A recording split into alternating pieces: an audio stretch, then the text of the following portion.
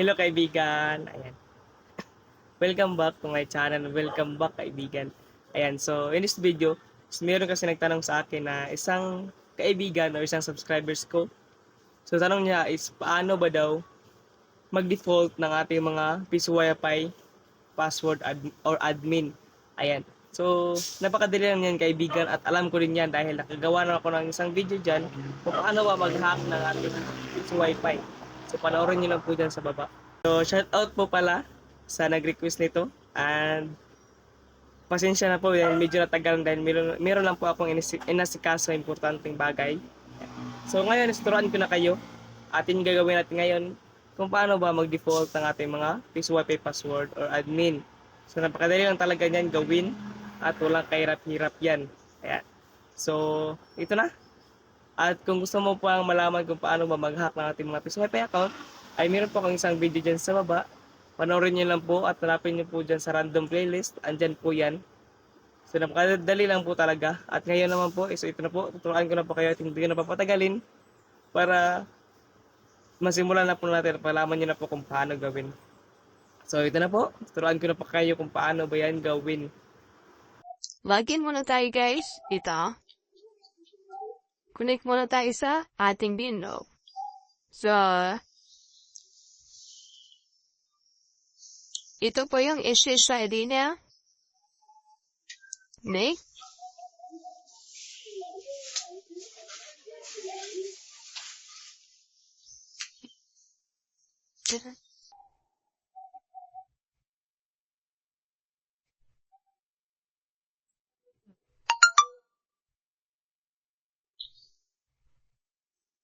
So, dito na po tayo guys.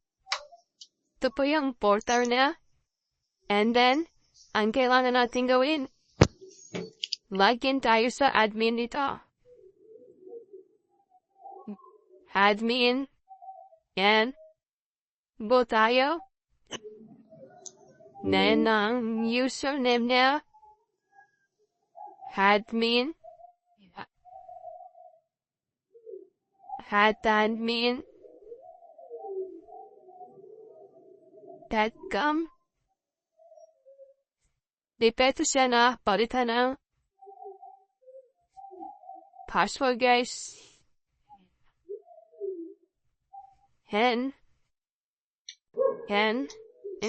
So, andito na po tayo sa admin guys. Login na po tayo. Yan.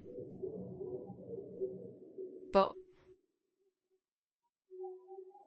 Ang susunod na gawin natin, para po mapalitan natin ang password, click lang po natin dito sa tatanggulit na sa left side sa taas. So, then, ang susunod po ay dito sa admin credentials. Yan po. So, ito na po siya guys. Ita-type lang po natin dito ang gusto natin password na ilalagay. Ito. Halimbawa lang ito guys. Ito. Ito lang po ilalagay ko. And then, retype lang natin. And then, yan. So, pagkatapos ay save lang natin, submit lang. Click lang natin dito, submit. And, ayan, yan po guys, username and password has been updated. So, ngayon, balik tayo sa portal guys. Hey, dad natin ito. Yan. So, welcome to Wi-Fi Vendout. Please press the insert money button.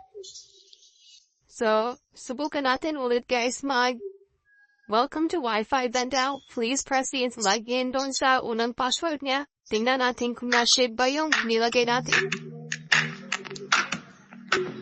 Balik tayo sa admin. Yan po. Oh, ito po.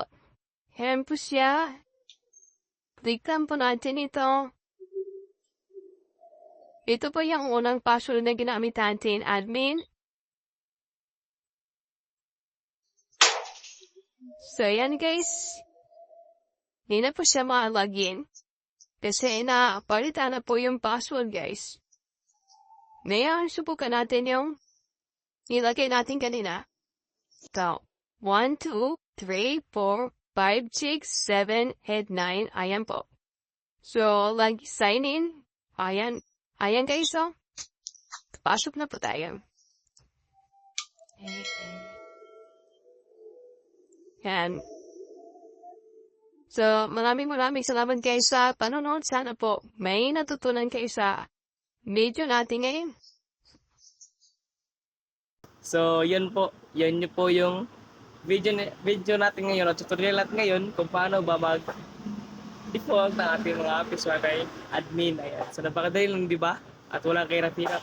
At kaya kung alam mo na kung paano yan gawin, ay parang simulan mo na. Ayan. So, thank you po talaga sa panood.